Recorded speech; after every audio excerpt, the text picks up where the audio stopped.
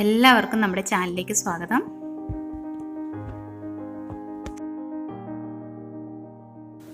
ഇന്നിവിടെ നമ്മൾ തയ്യാറാക്കാൻ പോകുന്നത് ഒരു എഗ്ലെസ് മയണൈസ് ആണ്.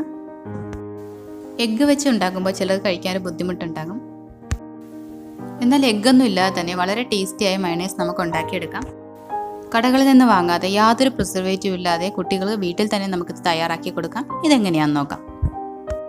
ഇവിടെ ഞാൻ എടുത്തിട്ടുള്ളത് 1/2 ഗ്ലാസ് പാലാണ്. നന്നായി കാച്ചി തണുപ്പിച്ച പാലാണ്. പാടയൊന്നും മാറ്റിയിട്ടില്ല.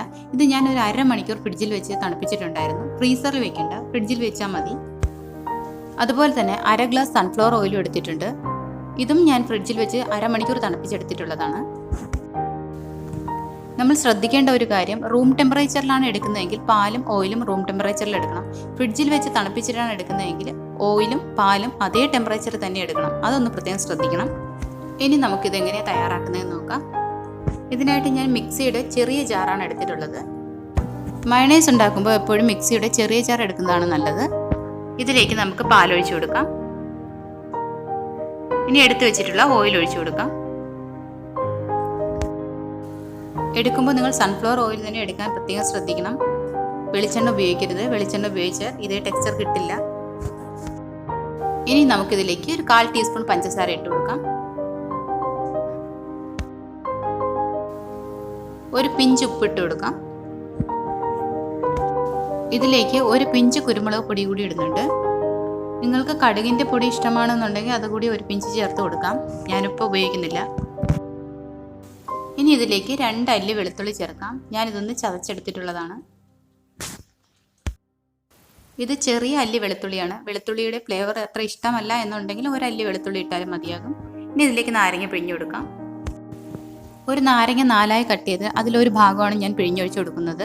നിങ്ങൾക്ക് പുളി ഇഷ്ടമാണ് എന്നുണ്ടെങ്കിൽ പകുതി നാരങ്ങ ചേർത്ത് കൊടുക്കാം. നാരങ്ങയ്ക്ക് പകരം നമുക്ക് വിനാഗിരി ഉപയോഗിക്കാം. അപ്പോൾ 2 സ്പൂണോളം വിനാഗിരി ഉപയോഗിച്ചാൽ മതിയാകും. ഇനി നമുക്കിതൊന്ന് അടിച്ചെടുക്കാം.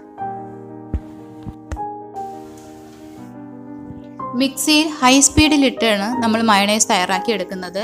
ഇപ്പോൾ ഓരോ മിക്സിക്കും ഓരോ രീതിയായിരിക്കും. ഇതിൽ 1, 2, 3 എന്നാണ് എഴുതിയിരിക്കുന്നത്. 3 എന്നാണ് ഏറ്റവും കൂടിയ സ്പീഡ്. അപ്പം 3ലേക്ക് ഇട്ടാണ് ഞാൻ മയണൈസ് തയ്യാറാക്കി എടുക്കുന്നത്. ഒരു 30 തൊട്ട് 40 സെക്കൻഡ് വരെ നന്നായി ഹൈ സ്പീഡ് ബീറ്റ് ചെയ്തെടുക്കുന്നുണ്ട്. ഒരുപാട് നേരം മിക്സിയിൽ നിങ്ങൾ മയണൈസ് ബീറ്റ് ചെയ്യരുത്. അങ്ങനെ ബീറ്റ് ചെയ്താൽ മയണൈസ് വെള്ളം പോലെ ആയിപ്പോവും. കറക്റ്റ് കൺസിസ്റ്റൻസി കിട്ടില്ല. അതുകൊണ്ട് ഹൈ സ്പീഡിൽ ഇട്ടിട്ട് 30 സെക്കൻഡ് അല്ലെങ്കിൽ 40 സെക്കൻഡ് അത്ര മാത്രം മതിയാവും. അപ്പോഴേക്കും മയണൈസ് റെഡിയായി കഴിയും.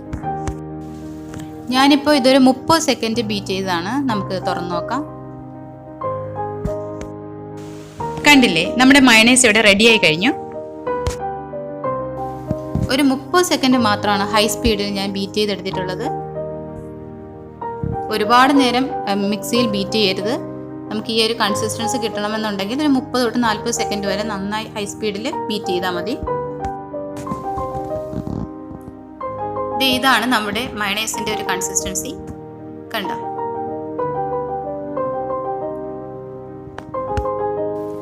ഇത് നമുക്ക് വളരെ എളുപ്പത്തിൽ തയ്യാറാക്കിയെടുക്കാം. വളരെ ടേസ്റ്റിയുമാണ്. യാതൊരു പ്രിസർവേറ്റീവും നമ്മൾ ഇതിൽ ചേർക്കുന്നില്ല.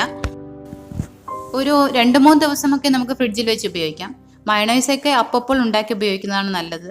പാലും ഓയിലും മാത്രമല്ലേ, പാല് അധികം നാൾ ഫ്രിഡ്ജിൽ ഇരുന്നാൽ കേടായിപ്പോവും. അതുകൊണ്ട് അപ്പോൾ ആവശ്യത്തിന് നമ്മൾ ഉണ്ടാക്കിയെടുക്കുന്നതാണ് നല്ലത്. ഇത് ഉണ്ടാക്കിയെടുക്കാൻ 2 മിനിറ്റിൻ്റെ ആവശ്യം പോലും ഇല്ല. നിങ്ങൾക്ക് എപ്പോഴാണ് വേണമെന്ന് തോന്നുന്നത് അപ്പോൾ ഉണ്ടാക്കിയെടുക്കാം. വെറുതെ ഫ്രിഡ്ജിൽ വെച്ച് വേസ്റ്റായി കളയണ്ടല്ലോ. നിങ്ങൾ ആദ്യമായിട്ടാണ് ഉണ്ടാക്കുന്നതെങ്കിൽ ഒരു ചെറിയ ക്വാണ്ടിറ്റിയിൽ ഉണ്ടാക്കിയാൽ മതി.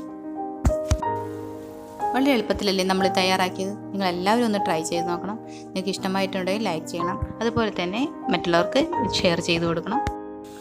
പിന്നെ എൻ്റെ ചാനലും കൂടി ഒന്ന് സബ്സ്ക്രൈബ് ചെയ്യണേ. തൊട്ടടുത്ത ബെല്ലൈക്കണം ഓളും കൂടി പ്രസ് ചെയ്താൽ ഞാനിടുന്ന വീഡിയോസ് എല്ലാം അപ്പോൾ നോട്ടിഫിക്കേഷൻ നിങ്ങൾക്ക് ലഭിക്കും. അതൊന്നും മറക്കരുതേ. Thank you.